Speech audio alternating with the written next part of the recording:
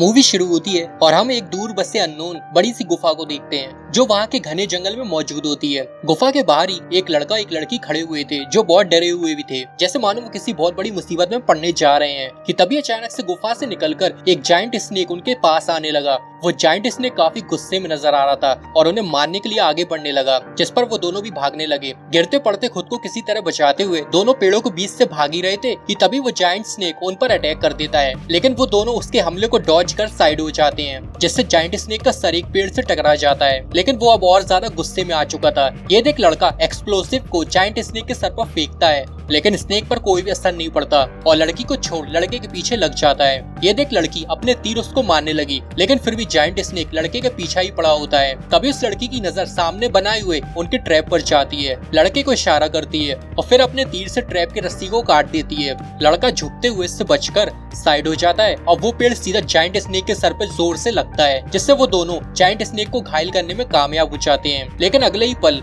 फिर से वो जायंट स्नेक उठ खड़ा होता है और उन दोनों के साथ छिपकर हमला करने का खेल खेलने लगता है। लड़का लड़की आगे पीछे हो उस पर वार करने के लिए एक साथ हो जाते हैं, लेकिन जायंट स्नेक पूरी तैयारी के साथ उन पर ऊपर से अटैक करने आ जाता है। इसके बाद हम 3 दिन पहले का समय देखते हैं जहाँ से सब शुरू हुआ था। असल में उसी गुफा के पास ही एक गांव बसा हुआ है और गांव वाले जायंट स्नेक के कहर से तंग आ चुके थे, लेकिन वो सब इतने बहादुर नहीं थे कि वो खुद उसको मार सके। इसलिए वो सब इस जायंट स्नेक का खात्मा करने के लिए एक रिचुअल करने का फैसला करते हैं। रिचुअल के वक्त 2 लड़कियों को बांध दिया जाता है, जिससे वो काफी घबराते हुए रोए जा रही थी। लेकिन गांव वालों का प्लान होता है कि इनकी मदद से हम उस जायंट स्नेक को यहाँ बुलाएंगे, लेकिन इन्हें भी साथ साथ बचा लेंगे, इन्हें कुछ भी नहीं होने देंगे। इसके बाद रिचुअल को आगे बढ़ाने के लिए जांग्यू आ जाता है। जांग्यू वही लड़का है जिसे हमने शुरू में देखा था। वो एक मास्टर होता है जैसे विलेज के हेड ने बुलाया था। सभी गाँव वालों को लगता था कि जांग्यू एक हेवनली मास्टर है जो हमारे गाँव को उस जायंट स्नेक के कहर से छुटकारा दिला सकता है। तब फाइनली रिचुअल सेरेमनी शुरू कर दी जाती है और वही हम कुछ लड़कियों को नाचते हुए भी देखते हैं, जिनमें से एक लड़की वही थी जिसे हमने जांग्यू के साथ पहले देखा था। जांग्यू भी अपनी हथियारों को निकालकर तैयार करने लगा कि तभी गांव की नदी में हलचल होने लगी और अगले ही पल एक विशाल जायंट स्नेक नदी से बाहर निकलकर उनके सामने आ जाता है। जायंट स्नेक काफी भयानक नजर आ रहा था और उसे देख गांव वालों की हालत खराब होने लगी। तभी वो 2 लड़कियां भी उसे देख जोर से रोने लगी, जिस पर स्नेक की नजर उन पर पड़ी। अब जैसे वो उन पर अटैक करने आया उसी पल गाँव वालों ने रस्सी से खींचकर लड़कियों को सेव कर लिया और स्नेक को जाल में फंसाकर चारों साइड से घेरकर उसे खींचने लगे। गांव वाले थोड़े समय तक स्नेक को रोकने में कामयाब रहे और एक पिंजरे की मदद से उसके मुंह को ट्रैप कर लेते हैं, जिससे वो कहीं भाग ना पाए और उन्हें नुकसान न पहुंचा पाए। लेकिन स्नेक अपनी टेल से उन्हें मारकर दूर फेंकने लगता है। ये देख जांग्यू एक हीरो की तरह बड़ी स्टाइल में अपनी तलवार से उसके सर पर फाइनल अटैक करता है, लेकिन कुछ भी नहीं होता और वो जायंट स्नेक खुद को आजाद कर लेता है। अब और कोई चारा ना होने पर जांग्यू फायर के साथ उस जायंट स्नेक को मार गिराने में कामयाब हो जाता है। जांग्यू की बहादुरी देख अब सभी गाँव वालों को शक यकीन में बदल गया कि जांग्यू दिखने में जरूर यंग लड़का है, लेकिन एक सच्चा बहादुर मास्टर है। सभी गाँव वाले बहुत खुश हो गए कि चलो अब हम सब सेफ हो गए। कि तभी जांग्यू ने नोटिस किया कि 2 लड़कियों में केवल एक ही लड़की है, एक गायब है। वहीं जब ये बात उसकी माँ को पता चली तो वो जोर से रोने लगी, क्योंकि गाँव वालों ने जबरदस्ती उसे बांधकर उसकी दोनों लड़कियों को इस प्लान में शामिल कर लिया था। वो बेबस थी। अब उन्हें ऐसी हालत में देख जांग्यू कहता है कि आप चिंता मत करिए, मैं उसे ढूंढकर वापस लाऊंगा। रात के वक्त जांग्यू का दोस्त फैटी उसे समझाने का ट्राई करता है कि हमारा काम सिर्फ इतना ही था, हमें और इन गांव वालों के मसलों में नहीं पड़ना चाहिए, जल्द यहाँ से निकल जाना चाहिए। लेकिन जांग्यू नहीं मानता। तब फैटी भी अपना मन मार के यहीं रुक जाता है। तभी एक आदमी आया, बताता है कि उसकी वाइफ को जल्द बच्चा होने वाला है और इसीलिए वो मास्टर जांग्यू से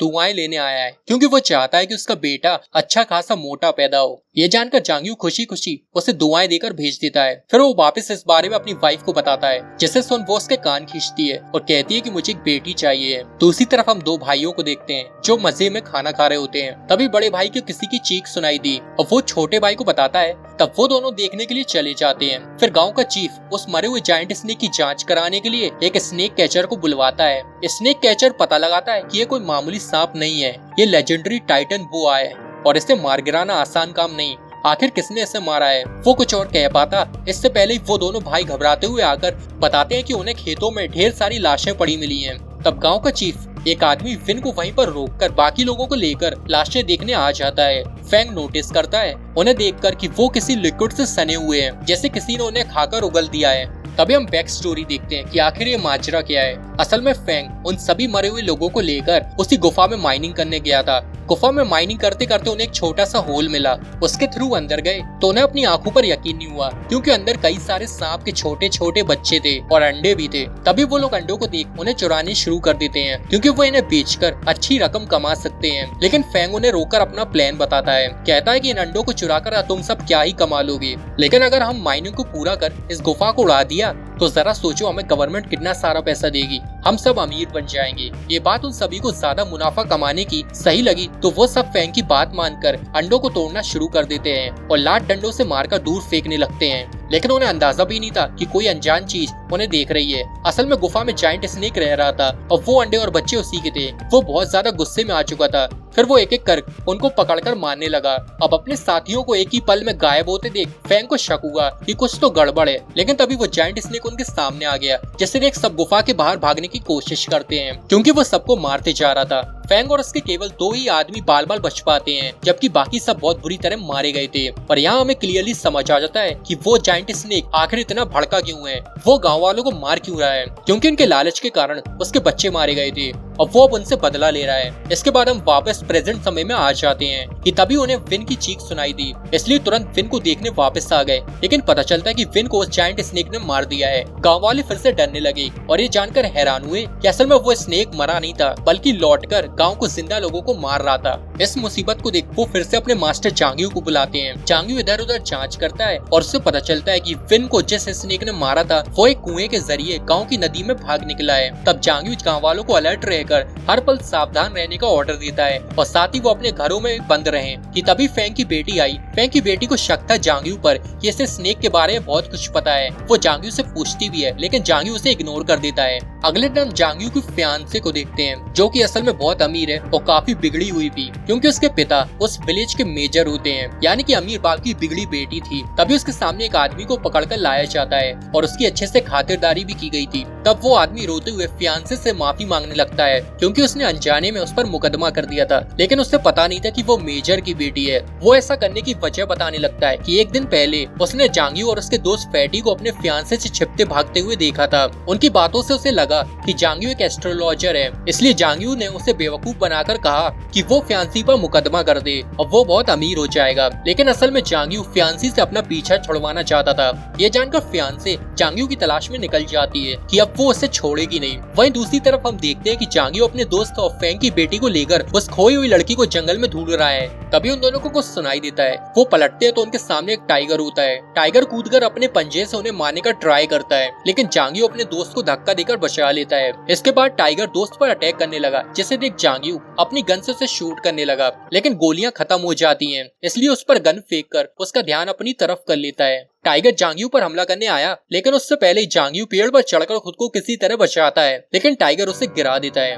अब टाइगर उससे बस मारने ही वाला था, लेकिन दोस्त टाइगर को जोरदार धक्का मारकर और दूर कर देता है। अब वो दोनों टाइगर के सामने बेबस होकर फंस चुके थे, लेकिन उनकी चीख सुन फैंग की बेटी आ जाती है और टाइगर पर बिना रुके लगातार तीर चलाने लगती है। टाइगर उस पर भी अपने पंजों से हमला करता है, लेकिन फैंग की बेटी उसके हर वार से बचने में कामयाब होकर जांग्यू और उसके दोस्त को सेव कर लेती है। वो तीनों भागकर उसी जंगल की गुफा में आ जाते हैं, क्योंकि टाइगर भी अभी भी उनके पीछे पड़ा था। ये गुफा वही थी जिसमें फैंग और उसके साथियों ने माइनिंग की थी। वो तीनों होल के जरिए अंदर छिप गए, लेकिन टाइगर अंदर नहीं आ पा रहा था कि तभी टाइगर को वो जायंट स्नेक एक ही झटके में मार डालता है। और ये नजारा देख तीनों सहम जाते हैं कि अब क्या करें, कैसे सेफली बाहर निकलेंगे। खैर वो इधर उधर देख जांच करने लगते हैं और अपनी आंखों के सामने टूटे हुए अंडों को देखते हैं, जिसे पहले फैंग और उसके साथियों ने तोड़ा था लालच में आकर। थोड़ी दूरी पर उन्हें उस खोई हुई बच्ची का एक फटा हुआ जूता भी मिला। तब वो तीनों उसे लेकर उसकी माँ के पास आए और उन्हें सब बताया। तब ये सोचकर उसकी माँ रोने लगी कि अब उसकी बेटी मर चुकी है, वो जिंदा नहीं है, क्योंकि उस स्नेक ने अब तक उससे खा लिया होगा।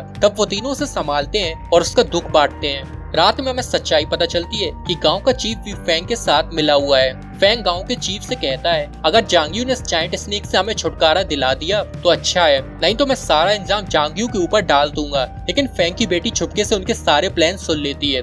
इसके बाद जांग्यू को सोचता है और फेटी को बताता है कि कोई है जो इन सब के पीछे है। कहता है कि ये जो गांव में तबाही हो रही है, लोग मारे जा रहे हैं, ये सब इतना सीधा नहीं है जो नजर आ रहा है। लेकिन उसका दोस्त उसे बस यहाँ से निकलने के लिए बार बार बोले जा रहा था कि तभी फैंग की बेटी आकर उसे सॉरी बोलती है। यह सुनकर जांग्यू की इसकी वजह पूछने लगा ही था कि तभी उसकी फियांसे कुछ गार्ड्स को लेकर वहाँ पर आ जाती है। अंदर आकर जांग्यू को इस लड़की के साथ देख बहुत गुस्सा करती है और कहते हैं कि मैं इस लड़की से काफी ज्यादा सुंदर और स्मार्ट हूँ। आखिर में अपने साथ लौटने को कहने लगी, पर जांग्यू से साफ इनकार कर देता है। कुछ ही देर में गांव का चीफ और फेंग गांव वालों को लेकर जांग्यू के पास ले आता है, क्योंकि उन दोनों ने इन सब होने वाली घटनाओं का जिम्मेदार जांग्यू को ठहरा दिया था। उन्हें जांग्यू के खिलाफ भड़काया था, लेकिन जांग्यू को अब सारा सच पता चल चुका था, क्योंकि फेंग की बेटी ने उसे सब बता दिया था।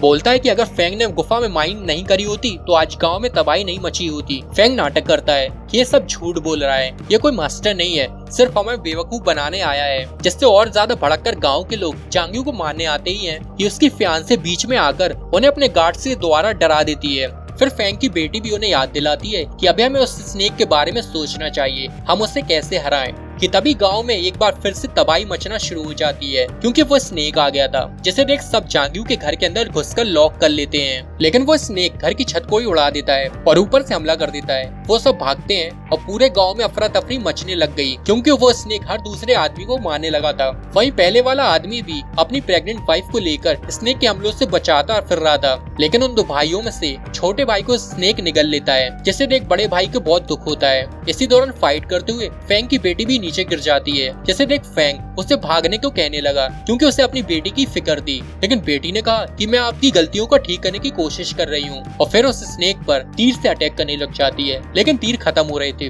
लेकिन फियांसे अपने गार्ड्स को ऑर्डर देकर स्नेक पर फायरिंग कराने लग जाती है, यानी कि उसने फेंग की बेटी की जान बचा ली। और फिर सब एक साथ होकर जंगल में आ गए। वो सब परेशान होते हैं, क्योंकि उनके घर बर्बाद हो चुके थे। वो जाएं भी तो कहाँ जाएं कि तभी फेंग एक बार फिर जांग्यू के खिलाफ गांव वालों को भड़काना शुरू कर दिया कि इस स्नेक को जांग्यू एक गांव में लाया है। ये सुन बड़ा भाई अपने भाई की मौत का जिम्मेदार जांग्यू को समझ उसे सबक सिखाने के लिए आगे आया ही कि तभी जांग्यू उसे एक जोरदार मुक्का मारकर गिरा देता है, और फिर गन को गांव के चीफ पर तानकर उसे तुरंत सच बताने को कहता है। गांव का चीफ सब सच बता देता है, जिसे सुन हर कोई शॉक हुआ कि असल में गांव का चीफ ही जांग्यू को यहाँ पर लाया था। इसके बाद वो गुफा में छिपने के लिए जाने लगे, लेकिन गांव के चीफ को अपनी गलतियों का एहसास हो रहा था, उसने कितना बुरा काम किया है। इसी दौरान वो जानबूझकर पीछे रह गया। तभी वो स्नेक आ गया और गांव का चीफ उससे माफी मांगने लगा, लेकिन स्नेक उसे मार डालता है। खुद को उसके अटैक से बचाते हुए सभी लोग गुफा के अंदर आ गए, लेकिन स्नेक अभी भी उनके पीछे पड़ा हुआ था।